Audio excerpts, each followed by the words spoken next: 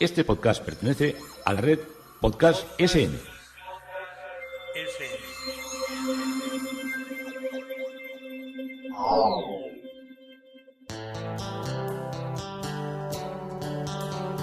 Historia con sentido. Un podcast realizado y presentado por Juan Carlos González.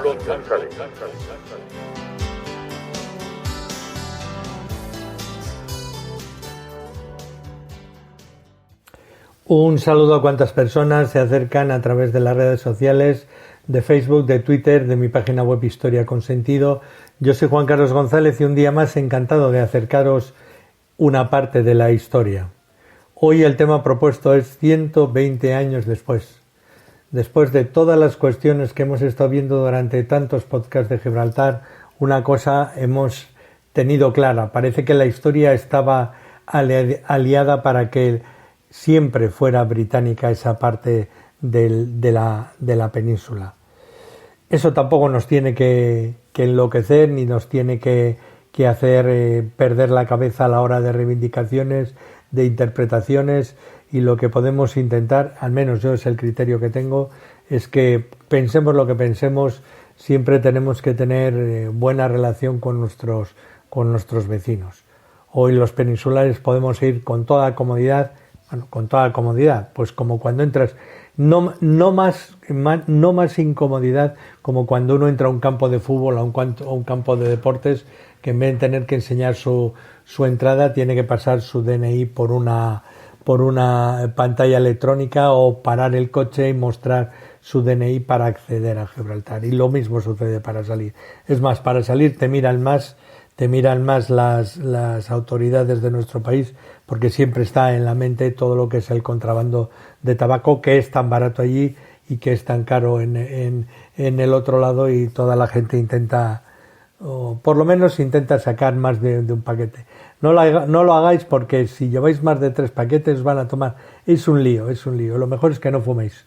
Entonces, así no tendréis que comprar tabaco en Gibraltar ni en ningún lado. Pero bueno, ahora enseguida empezaremos con la situación que llega a nuestros días. Pues nos habíamos quedado con la época de la regencia, cuando era muy niño Alfonso XIII, o sea que llegamos prácticamente hasta nuestros días. Y nos habíamos quedado en Fuerteventura con ese 1.000.000 de ardillas, que cuando leí la cifra dije, pues hay muchísimas más ardillas que habitantes. Pues indudablemente. Bueno, esta ardilla terrestre de aspecto es muy parecido a la cualquier ardilla de suelo. Mide alrededor de 20 centímetros de cuerpo y 15 más hasta la cola. Los machos son un poco más grandes que las hembras, y a lo largo del cuerpo y de la cola muestran 4 líneas gruesas negras y 2 blancas, están como rayadas, y poseen un pelo corto en todo su cuerpo, excepto en la cola, donde es más largo y es más denso. La cabeza es grande en comparación con el tamaño del cuerpo, y de color marrón de rojizo, y las orejas son diminutas. El hocico es oscuro y las mandíbulas son claritas, y las hembras tienen 8 mamas. Es originario este animal del noroeste de África. Está en Marruecos, en el Medio y en el Gran Atlas, desde lo que es el sur de Argelia hasta el norte del Sáhara y noroeste de Argelia. De resto solo está presente en la isla de Fuerteventura, donde ha colonizado prácticamente toda la isla. También Gran Canaria y Lanzarote se capturaron algunas ardillas, pero no se ha confirmado la existencia de una población estable. En Fuerteventura vive en todos los hábitats, desde el nivel del mar hasta los 800 metros de altitud, si bien prefieren lugares con muros, piedras, rajas, donde pueden refugiarse, y muestran tendencia también por las áreas próximas a cultivos, a barrancos y zonas de lo que se llama allí malpaís, de zonas como de matojos, de matorrales. Son animales omnívoros, se alimentan mayoritariamente de elementos vegetales, de frutos, sobre todo de las brevas, de los higos de leche, que los denominan allí, y almendras, y también de legumbres, y en menor medida de pequeños animales, de lagartijas y de bichos así, y de huevos de aves. El periodo de reproducción abarca desde febrero y agosto, comienzan con unos juegos sexuales y el canto de los machos, y generalmente tienen 2 camadas, una entre marzo y abril y otra entre mayo, junio o julio y agosto. Una vez fecundada la hembra, la gestación dura como mínimo 14 días. Tienen entre 4 o 9 crías, que al nacer miden de 5 a 6 centímetros, y son amamantadas y hacia 5 o 6 semanas ya empiezan a salir del río del nido, y a las 7 semanas de vida ya dejan de ser amamantadas, pero siguen yendo a la madriguera. Y luego hay que tener también en cuenta una cosa, porque hay zoonosis, o sea, las ardillas de Fuerteventura pueden ser peligrosas para el hombre, ya que portan amebas y bacterias contagiosas, por lo que se recomienda a las personas que no se les dé de comer por si te dan un mordisco. Que hay gente que ha llegado a morirse, que le ha dado una septicemia porque le haya mordido una ardilla.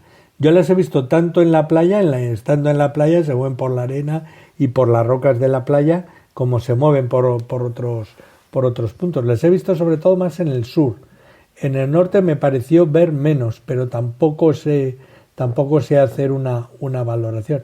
Lo que pasa es que el sur es tan desértico que enseguida ves que se te mueve una ardilla y dices, ¿qué? ¿Qué se ha movido por ahí? Entonces enseguida te fijas y has descubierto que estás ante una ardilla moruna.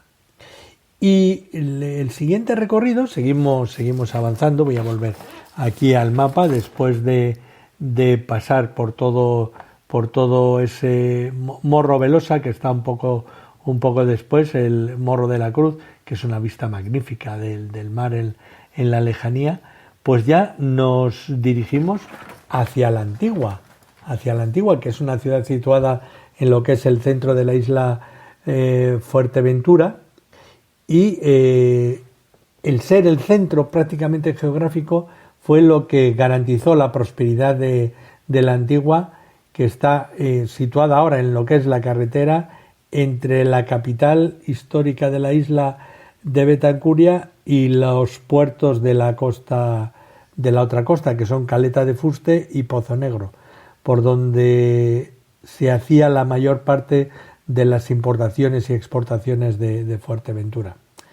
La actual ciudad de Antigua es la capital de una articulación de enclaves que se extiende por el centro de la costa y comprende, además de la ciudad de Antigua, las aldeas agrícolas de Triquivijate, de las Villas de Ortega, de Agua de Bueyes y de Casillas de Morales, y el complejo de Caletafuste, que es uno de los mayores centros turísticos de reciente creación, y Costa Antigua, que eso es una parte que ya viven 6.000 habitantes, que son mucho más que lo que es la ciudad de Antigua, que tan solo viven 2.300 habitantes. Administrativamente, el municipio de Antigua es uno de los 6 municipios en los que se divide Fuerteventura y forma parte de la provincia de Las Palmas de Gran Canaria. Además del turismo, la ciudad tiene una agricultura próspera basada en llanuras fértiles de colores así como cobrizos, y también existen bastantes molinos de viento que produjeron el gofio, que es una harina de cereal en la base de lo que era la dieta tradicional de Canarias. Estas son tierras volcánicas, son confinadas por el mala tierra, mal país, extensas amplitudes de roca volcánica con unas montañas predominantes, que es la montaña Gairía o el Malpaís Grande, de donde que nace alrededor de Tinueje, y al sur también hay otra zona de esta denominada de mala tierra, que es el el Malpaís de Toneles. Como su nombre indica, es la antigua. La Vieja es una de las ciudades más antigua de Fuerteventura. Fue fundada en 1485 por los normandos y por colonos andaluces, pero por una localidad guanche ya estaba allí antes de que estuvieran en ellos. En esta larga historia estaba formada por las casas típicas de los campesinos de la región, como unos caseríos, casas modestas, incluyendo edificios en un solo nivel, en una forma de L o de U, con una sola planta o a lo sumo un pequeño ático, con paredes de piedra desnuda o encalados, con pocas aberturas y un tipo de cubierta plana o de adobe. En el pueblo también albergó durante siglos a familias importantes de la burguesía agrícola que se enriquecieron mediante el cultivo de cereales en grandes extensiones de terreno y la exportación de granos a las otras islas Canarias. La burguesía había construido grandes casas cuadradas con muchas habitaciones, con una o dos plantas, techo de tejas, ya balcones y piedras decorativos, y hoy en día algunas de estas casas, algunas restauradas, recuerdan el glorioso pasado que tuvo la antigua. La arquitectura religiosa, la arquitectura civil, ya os digo, contiene molinos como los de la antigua y los que hay en los desemenados de la Corte y Valles de Ortega, y también hay hornos de cal que se encuentran en la Guirra y en la Torre. Hay centros de interpretación para comprender todo esto en esos enclaves. La arquitectura religiosa tiene unos edificios notables, como es la iglesia de Nuestra Señora de la Antigua y las capillas de San Isidro Labrador en Tiquibijate o de San Roque en Casillas de Morales. También Nuestra Señora de Guadalupe en Agua de Bueyes. El nombre de Agua de Bueyes me encanta, yo creo que sería un abrevadero. Y la de San Francisco Javier en la barriada de Las Pocetas. La iglesia de Nuestra Señora de la Antigua es el patrimonio más importante. Es una iglesia construida a principios del siglo XVII en sustitución de una antigua capilla establecida a principios del siglo XVI, un siglo después de que los colonos llegaran a Fuerteventura. A finales del siglo XVI, en 1593, Antigua fue destruido por el ataque de piratas berberiscos y al principio del siglo XVII, en la reconstrucción del pueblo, se decidió aumentar la antigua capilla y transformarla en iglesia de la población de Antigua, que ya estaba siendo numerosa. Sin embargo, el pueblo aún dependía de la parroquia de Betancuria. En 1615 una sacristía y un altar se añadieron a la antigua capilla.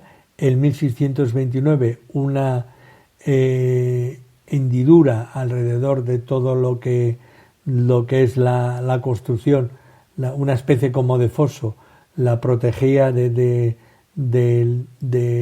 los ataques. Eso ya está semienterrado, y luego ya tuvo diversas reconstrucciones hasta que en 1785 Antigua se independiza de Betancuria.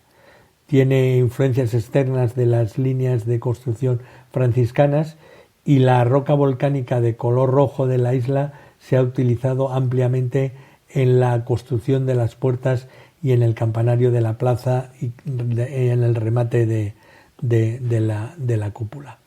El interior de la iglesia es de estilo mozárabe. La iglesia tiene una sola nave cubierta por un techo de madera estilo mudéjar, con madera de pino canario. Alberga el retablo de Nuestra Señora de la Antigua, que está hecho en yeso polícromo verde y rosado del siglo XVIII, esa especie de arte rococó, y en el nicho central del retablo se encuentra la efigie de Nuestra Señora de la Antigua. En el de la izquierda una estatuilla de San José, una madera polícroma del siglo XVII, y un cuadro de las ánimas, una pintura hecha al temple en el siglo XVIII, que está situada en la pared del Evangelio. Y también un pórtico de madera policromada. Luego está el edificio del ayuntamiento, pero ya son cosas que no nos vamos a entretener, ni nos vamos a entretener con todos los valles y sus valles, sino que nos vamos a ir a rematar todo lo que es el recorrido que estamos haciendo de Gibraltar. Bueno, a pesar de las respectivas reivindicaciones, el estatus del istmo no varió. Los ingleses continuaron patrullando esas 100 yardas que decían que eran suyas, y los de nuestro país llegaron hasta su límite norte.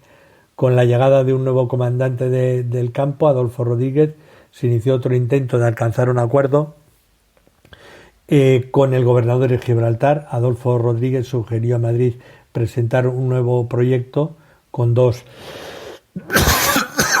modificaciones que decían que debía ser la Guardia Civil y no la Policía Civil las que se encargarían, junto a la Policía Civil británica, de la vigilancia en el terreno de 100 yardas. Es la lucha que se ha traído siempre sobre los límites, donde tienen que estar unos y donde tienen que estar los otros, que terminarían con todo lo que fue la creación de la verja, que todavía de alguna manera físicamente existe, pero que ya más o menos se intenta quitar como hecho separador y diferenciador.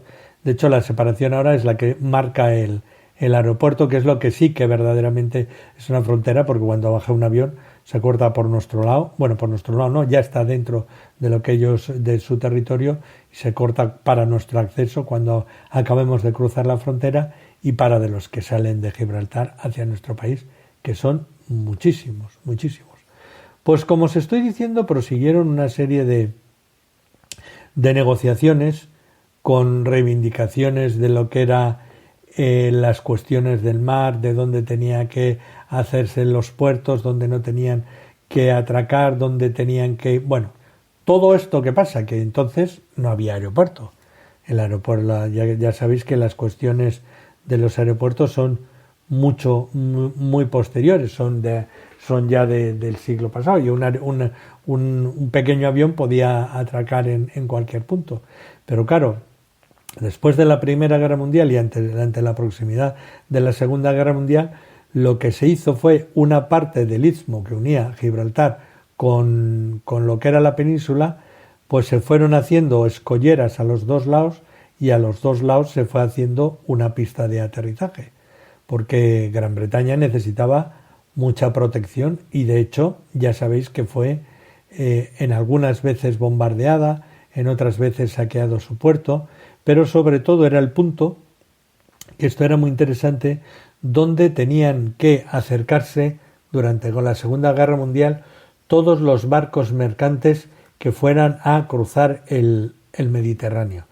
Y el Mediterráneo y el Atlántico. Tenéis que tener en cuenta que estamos en la Segunda Guerra Mundial, y los barcos que iban a cruzar el Atlántico o a entrar en el Mediterráneo tenían que ser convenientemente identificados, y les tenían que dar una ruta muy clara para que hicieran el recorrido, y la aviación británica, que tenía la base en Gibraltar, pero también tenía mar en Malta y también tenía en Egipto, supiera por dónde iban a ir esos barcos con la derrota que les habían dado en Gibraltar, y no bombardearlos, porque ellos a lo que estaban era a bombardear los barcos italianos y los barcos alemanes, indudablemente. Entonces lo que hacían era, les daban la derrota, el rumbo que tenían que seguir, y a los que cruzaban el Atlántico también, para poder saber con la ruta que estaban llevando dónde estaban, porque claro, también aquí hay mucha historia que es muy interesante. Yo ya os he contado en otras ocasiones cómo en el Guadiana, en Ayamonte, en la parte que está a unos 14 kilómetros de Ayamonte, hay una antigua mina, un antiguo embarcadero de minerales, y allí era donde entraban los submarinos alemanes a hacer aguada y a coger comida fresca, sobre todo verduras y pues todo tipo de alimentos frescos que tenían que comer dentro de un submarino. Pero claro, imaginaros, ahí estaban viviendo muy bien hasta que los británicos descubrieron y como os conté en una cierta ocasión, mandaron a 2 destructores y ahí estuvieron con los cañones apuntados hacia Ayamonte y ya la broma no se volvió a repetir más. Había muchos intentos, los submarinos alemanes andaban, aunque los aviones británicos siempre andaban sobrevolando todo lo que era la bahía de Cádiz, porque claro, entendían que había una connivencia clara entre lo que era, sobre todo los primeros años. A partir del año 43 y ya en 1044, cuando ya empiezan a cambiar las cosas cuando los americanos desembarcan en el norte de África. Y entonces allá Franco se asusta y dice, bueno, esto aquí ya hay mucha tropa, hay mucho asunto metido dentro de aquí, ya tengo que ser menos claro a favor de Alemania, como lo había sido. Tenía algún ministro que era pro Inglaterra, pero no se lo acababan de creer. Entre los que eran muy pro Inglaterra, el embajador, que era el duque de Alba, que se le decía, mira, no te equivoques, Alemania no puede ganar la guerra porque la que controla todos los mares del mundo es la Marina Británica, y después de la Marina Británica ya está la Marina Americana. Entonces, por mucho que bombardeen, que ataquen y que insistan, siempre van a llegar refuerzos, van a llegar tropas y van a llegar armas y van a llegar alimentos a Gran Bretaña, y América no la va a dejar caer. Y entonces tuvo que ir ablandando, si la palabra es ablandar, las relaciones con respecto a Inglaterra. Todo eso también, Inglaterra estaba siempre con un ojo puesto, Gran Bretaña con un ojo puesto en nuestras costas, porque en algún momento, por la parte de la Alemania hitleriana, también estaba en la mente que ellos ocuparan Gibraltar y cuando se acababa la guerra la devolvieran a España. Pero bueno, eso parecía una idea que no sabíamos si se iba a llevar a finalizar. Entonces, Gibraltar, ante la situación sobre todo de guerra, construyeron una ciudad dentro podéis visitarla, es impresionante, dentro de lo que es la montaña de Gibraltar, hay una ciudad subterránea construida para evitar los bombardeos de la guerra, que comparado con Malta no fueron tantos, pero siempre estaba el peligro de que un día aparecieran tropas alemanas por la península y prepararan el asalto. Como ya vimos un podcast, hice un podcast dedicado a la Operación Félix, que era la historia esta de cómo iban a cruzar. Recordaba un poco a lo que fue el intento de Napoleón de ir a por Portugal y se quedó con toda la península, pues más o menos la misma idea tenían los alemanes de yendo hasta Valladolid, hasta Badajoz, a Sevilla y llegando al campo de Gibraltar. Pero bueno, se hubieran hecho con todo nuestro país, pero al final, por otros intereses y otras circunstancias históricas, pues terminaron haciéndolo. El aeropuerto de Gibraltar continuó, se hizo durante la parte de la guerra, es un aeropuerto civil y militar, lo mismo te encuentras aterrizando aviones civiles que aviones militares, y prácticamente hoy lo que ves son civiles, son los vuelos que tienen a Londres, que tienen 2 o 3. Claro, nosotros como seguimos con esa especie de política de reivindicación, no lo usamos, bueno, no se usa, que yo sepa, por las compañías de nuestro país, que tienen desmedidamente cerca el aeropuerto de Jerez o el aeropuerto de Málaga. Que esos, mira, son de nuestro país, pero ahí sí que no hay más, ahí sí que no ves más que ingleses en todos esos sitios. Ellos mantienen el aeropuerto de Gibraltar, como os digo. Cuando va a llegar un avión, pues se bajan unas barreras y te tienen ahí un rato esperando hasta que aterriza, va a su sitio, ya la seguridad dice que ya está todo ok, levanta las barreras y cruzas hacia Gibraltar. Y si está saliendo, pues pasa lo mismo. O sea que cuando vas a Gibraltar, según a la hora que llegas, te tienes que armar de valor, pero no por los controles policiales, que no suelen durar prácticamente nada. Yo que he ido bastantes veces, nunca me han retenido allí más de un minuto, vamos, que no te tienen más. Y lo que sí que te puede frenar es la parte del aeropuerto. Luego, cuando entras, la gente tiene un poco de confusión. Bueno, la mayoría de los coches, a no ser que los hayan traído de la isla, de Gran Bretaña, tienen el volante a nuestro lado. Los compran en Algeciras, los compran en San Roque, los compran en Málaga, en Estepona, y luego vienen a matricularlos al otro lado. Y de todas maneras no tienes peligro por circular al otro lado, porque en Gibraltar todas las calles que hay son de un solo sentido. Creo que hay una que son de dos sentidos, que es un túnel que pasa por la parte que está menos habitada de la isla, pero puedes ir tranquilamente. Mucha zona está limitada por zonas horarias, o sea que es mejor que uno cuando visita Gibraltar deje el coche en los parkings que están en la parte de la línea de la Concepción. Hay parkings también grandes nada más pasar la frontera, y luego hay parkings muy muy cercanos. Bueno, son un poco caros, pero bueno, que si te tomas un gin tonic también es caro, ¿no? O sea que un parking 2 horas o 3 horas a precio de un gin tonic de un bar de Madrid, pues bueno, puede ser caro, pero depende con qué lo comparas. Puedes pagar en euros y en libras. Lo que si pagas en euros, la devolución que te hacen es en libras. Y ahí están. Ahí está Gibraltar, ahí estamos mirándonos siempre frente a frente, ¿no? Ahí estamos mirando siempre esa roca que nos resulta, a mí me resulta muy hipnótica con esa forma que tiene ahí metida en el mar. El ritmo del puerto, pues un puerto que claro, tienen que traer mucho, para que mucho lo traen, yo qué sé, a ver, todo parece que son enfrentamientos, pero vas allí y todo parece que son complicidades, porque el agua también, parte de las líneas telefónicas también vienen de la península. Tú podías llamar desde una cabina de allí con el prefijo de Cádiz, o sea que no es todo tan dantesco y tan rupturista como nos lo pone. La mayoría de los empleados son gente que vive en la parte peninsular, en la parte de Algeciras, de la línea, de San Roque, de Pantones, de toda esta parte nuestra, en la cual sale mucho más económico y mucho más barato vivir. Y entonces es coger la moto, generalmente la moto o la bici. Ahora la moto, la gente coge la moto y entra dentro de Gibraltar como dándose un paseo. Cualquier distancia minúscula en Madrid es comparadamente mucho mayor que la distancia que puede haber de la línea a cualquier punto de Gibraltar. Ellos tienen su televisión, tienen sus periódicos, tienen su ritmo británico, tienen sus platos británicos, y bueno, también te puedes encontrar a muchos comiendo en lo que son los restaurantes, magníficos restaurantes que hay en la línea de la Concepción, y que los británicos saben que están allí y no les importa ir a dejarse el dinero.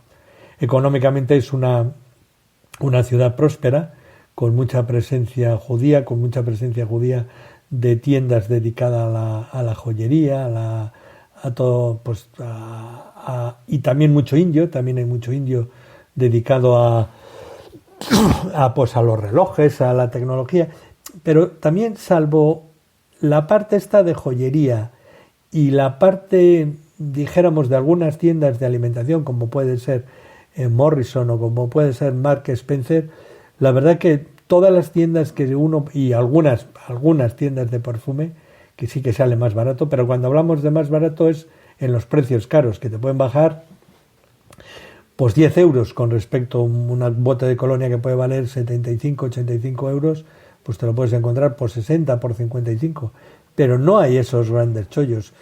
Es más lo simpático que puedes ver y que puedes vivir el encuentro con esa ciudad. Una ciudad que hace 300 años dejó de ser perteneciente a nuestro país y que hoy sigue estando ahí, tan cerca, algunos dirán tan lejos, y habrá gente que también le haga los demonios, se dirá y dice, ¿esto por qué tiene que ser británico? Porque está la bandera aquí. Yo la verdad que con el paso de los años me he dado cuenta que el mayor valor es que te dejen entrar en los sitios, porque hay veces que también hay, como yo os he dicho siempre, hay clubs y hay grandes urbanizaciones muy cerca de Gibraltar donde uno no puede entrar porque es una propiedad privada hipervigilada, hipercontrolada, y que al final, aunque sea nuestro país, no nos hacen sentir que es nuestro. Y hasta aquí nos ha traído 120 años después. hemos recorrido la historia de Gibraltar, que creo que ya la tenemos un poco más clara. Una historia apasionante que os ha contado Juan Carlos González.